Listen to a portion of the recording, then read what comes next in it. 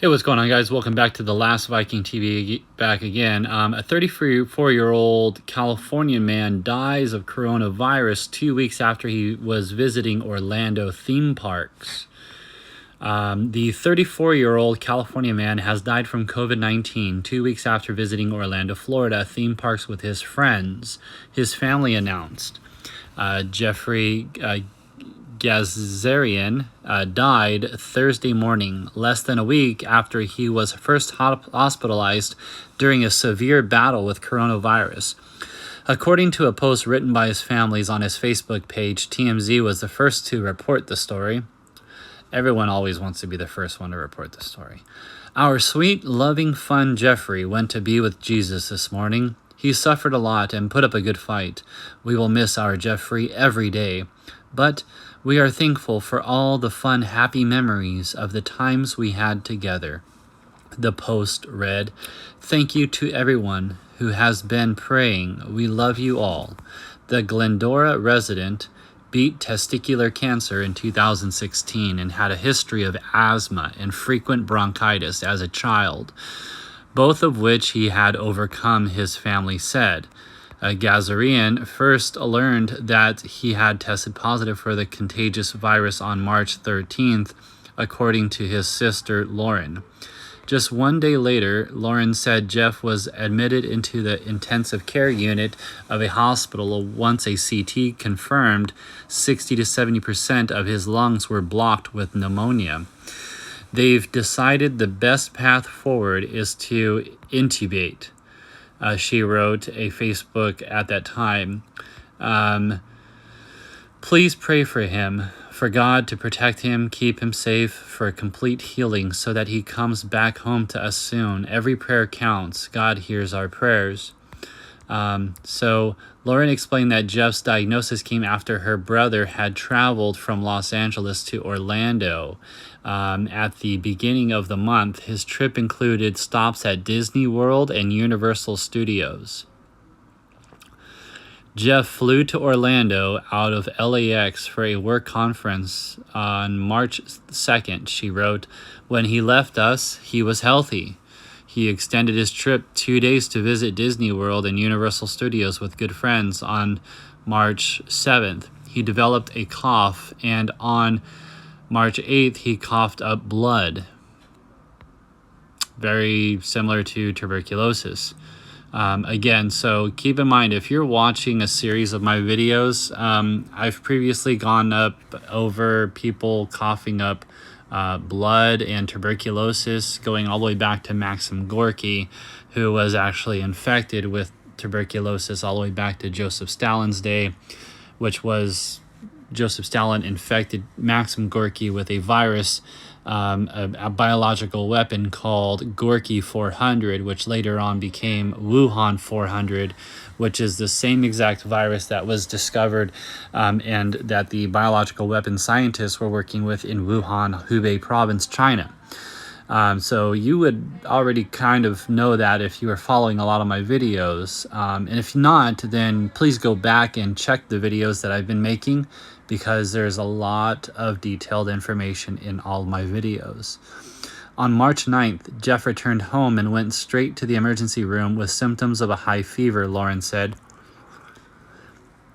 A chest x-ray confirmed pneumonia. They tested him for COVID-19, gave him fluids, and a dose of IV antibiotics, she explained. They discharged him home with antibiotics, told him to keep on top of the fevers, to self-quarantine until results came back, and told him if he felt worse to come back. But Jeff wasn't home for long. On March 13th, he learned he had tested positive for the coronavirus, according to Lauren. Later that evening, Jeff was transported to the hospital via ambulance, where he would ultimately remain until his death, less than a week later. His sister said, between that time, Jeff's health fluctuated as his sister continued to give daily updates on his Facebook page. Apart from those updates, explained how Jeff was put on a rotoprone therapy bed, which would rotate him from his stomach to his back in order to break up the fluids in his lungs and increase oxygen flow, and that he started an antiviral medication trial.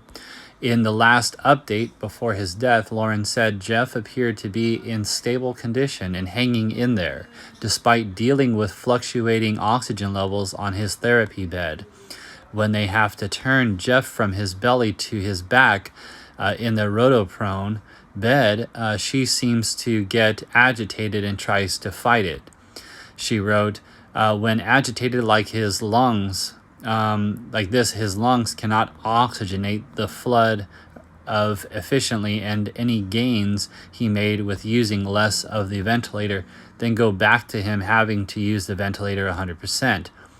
This constant 100% of oxygen from the ventilator can actually damage his lungs, she added, so they have decided to try moving him from side to side now instead of belly to back, and hopefully he will tolerate the movements and comply with less oxygen needed from the ventilator.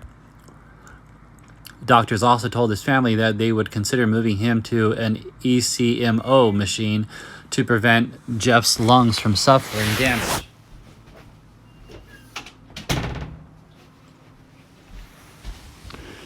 While they waited for the antiviral medication to start working within the next 3 to 5 days, Lauren explained, unfortunately, Jeff wouldn't make it that long. As of Thursday afternoon, there have been at least 10,822 confirmed cases of the coronavirus and 168 deaths just in the U.S. alone. According to the New York Times, in California alone, there are at least 876 reported cases and 18 deaths just in California alone. Then the Times reported. In one of her first posts, Lauren urged others to take the virus seriously and take preventative measures such as social distancing.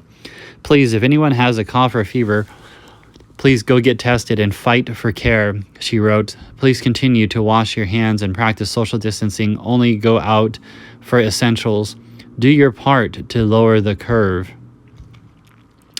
As information about the coronavirus pandemic rapidly changes, People magazine or People News is committed to providing the most recent data. Okay, so I'm actually, in this channel, I'm committed to providing the most recent updated information and data to you as my subscribers. So you can rely on this channel to bring you the most updated information as news continues to go on. So please drop a subscribe down below and share the video and channel with all your friends and family.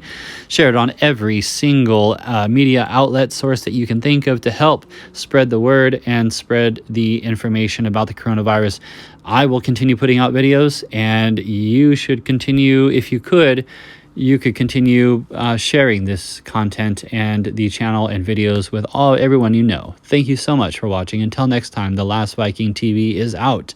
Stay safe out there, everyone.